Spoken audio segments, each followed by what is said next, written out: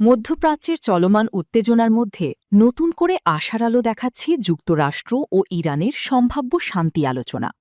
পাকিস্তানের রাজধানী ইসলামাবাদে আগামী সোমবার দুই দেশের মধ্যে দ্বিতীয় দফার উচ্চ পর্যায়ের আলোচনা অনুষ্ঠিত হতে পারে বলে জানিয়েছে মার্কিন সংবাদ মাধ্যম সিএনএন।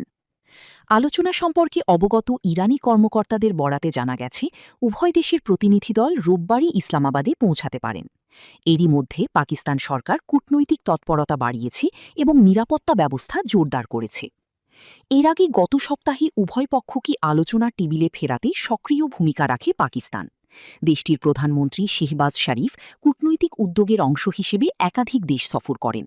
একই সময়ে পাকিস্তানের সেনাপ্রধান আসিম মুনির তেহরান সফর করে ইরানের শীর্ষ রাজনৈতিক ও সামরিক নেতাদের সঙ্গে বৈঠক করেন। এই কূটনৈতিক প্রচেষ্টার ফলেই যুক্তরাষ্ট্র ও ইরানের মধ্যে একটি অস্থায়ী যুদ্ধবিরতি কার্যকর হয়েছে, যা বর্তমানে আলোচনার পরিবেশ তৈরি করেছে বলে মনে করছেন বিশ্লেষকরা। এদিকে সম্ভাব্য বৈঠককে কেন্দ্র করে ইসলামাবাদ এবং পার্শ্ববর্তী শহর রাওয়ালপিন্ডিতে কঠোর নিরাপত্তা ব্যবস্থা গ্রহণ করা হয়েছে। অন্যান্য প্রদেশ থেকে হাজার হাজার পুলিশ ও আধা সামরিক বাহিনী মোতায়েন করা হচ্ছে।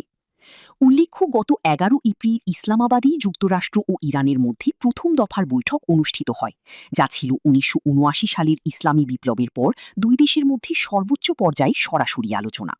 তবে প্রায় ২১ ঘণ্টা ধরে চলা সেই বৈঠক কোনো চূড়ান্ত সমাধান ছাড়াই শেষ হয়। এদিকে মার্কিন প্রেসিডেন্ট ডোনাল্ড ট্রাম্প জানিয়েছেন, ইরানের সঙ্গে চূড়ান্ত চুক্তি হলে তিনি নিজেও ইসলামাবাদ সফর করতে পারেন। তিনি দাবি করেন, আলোচনার বেশিরভাগ বিষয়েই ইতিমধ্যে সমঝোতা হয়েছে।